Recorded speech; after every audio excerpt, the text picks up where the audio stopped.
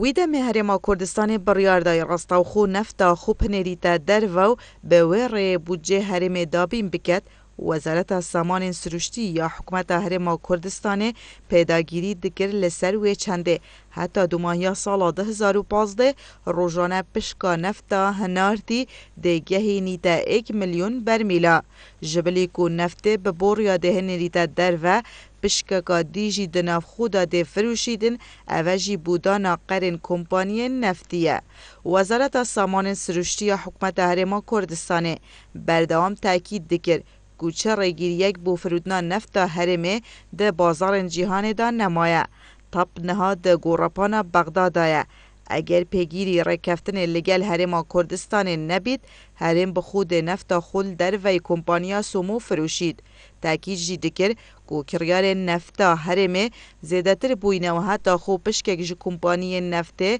آمادن پاره پیشکی بدن و بودجه ایک سالیه هرمه دابین بکن. هر اویجی اگر که سرکی بو وکر نوری مالکی سرک وزیرن بری عراق بودجه هرما کردستان ببرید برینهاج حکومت عراق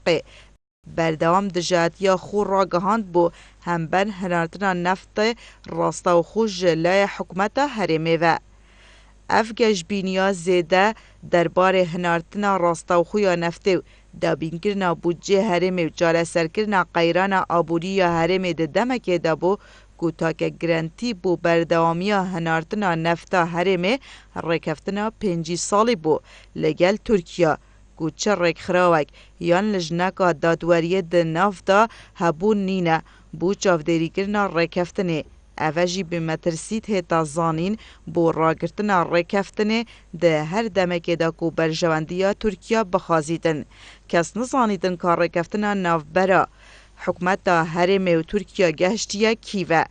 لی همی باشوه چنده دزانن گوسوزن اشتی هورامی بوین بلقن سر آوه